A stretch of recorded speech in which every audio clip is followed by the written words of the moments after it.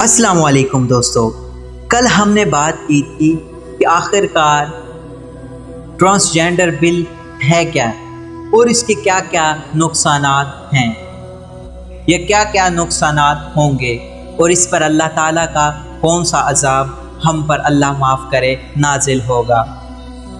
آج ہم بات کریں گے کہ ہمارے اس ملک پاکستان سے پہلے امریکہ نے کس کنٹری پر یہ بل اپلائی کیا تھا اور اس کے صدر نے کس طریقے سے اس بل کو نامنظور کیا تھا، اور اس تمام تر ٹولے کو جو اس بل میں شامل تھا اس کے ساتھ ایسا کیا کیا کہ وہ ہمیشہ کے لیے اس کا نام لینا ہی بھول گئے۔ تو چلتے ہیں ویڈیو کی جانب۔ امریکہ نے 2015 میں ٹرانسجینڈر کا قانون پاکستان سے پہلے زمبابوے پر بھی اپلائی کیا تھا۔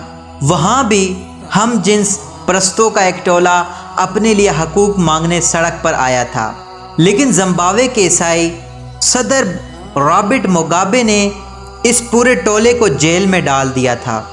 جیل میں بند اس طرح کیا کہ سارے مردوں کو الگ جیل میں اور عورتوں کو علیحدہ جیل میں ڈالا اور کہا کہ مجھے بچے پیدا کر کے دکھاؤ، کیونکہ جیسے بھی ہو میرے ملک کو آبادی کی ضرورت ہے۔ زمبابوے کے صدر کی جانب سے ٹرانسجینڈر قانون پر لیے گئے اس ایکشن پر امریکی صدر باراک اوباما بھی ٹرانسجینڈر کے حمایت میں ڈائریکٹ کود پڑا تھا۔ زمبابوے کے صدر نے جب یہ دیکھا تو اس نے ڈائریکٹ اپنے لیے امریکی صدر باراک اوباما کا ہاتھ مانگ لیا تھا، جس کے بعد اوباما کے چراغوں میں روشنی نہ رہی تھی۔ یاد رہے، زمبابوے کے صدر ٹرانسجینڈر ہم جنس پرستی کے سخت مخالف ہیں۔ صدر کا امریکہ پر تنقید کرتے ہوئے مزید کہنا تھا کہ انہیں یہ سمجھ میں نہیں آتا کہ جب ہمارا مذہب انسانیت کو اس بےہودہ عمل سے روکتا ہے تو خود کو عیسائی کہنے والے اس عمل کی اجازت کیسے دے سکتے ہیں۔ صدر کا مزید کہنا تھا کہ امریکہ پر اس وقت شیطانوں کی حکومت ہے جو عظیم امریکی قوم کو بد تہذیب بنا رہے ہیں اور شاید ان کے خاتمے کی جانب ایک قدم ہے۔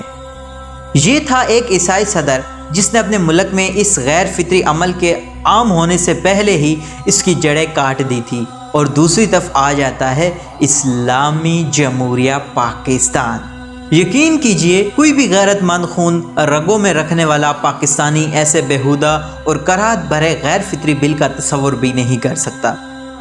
اس کے علاوہ پاکستان تو اسلام کے نام پہ بنا ہے جس کی آبادی 91% مسلمان ہے۔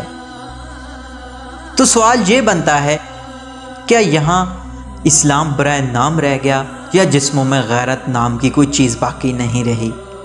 کہ پاکستان کے سینٹ کے اندر ٹرانسجینڈر کے بل پیش ہونے کے بعد منظور بھی ہو رہے ہیں، اور سینٹ میں بیٹھے نام نہاد مسلمان پارلیمنٹیرین میں سے صرف 2-3 لوگوں کے علاوہ باقی سارے پارلیمنٹیرین اپنی رضامندی سے دستخط بھی کر چکے ہیں۔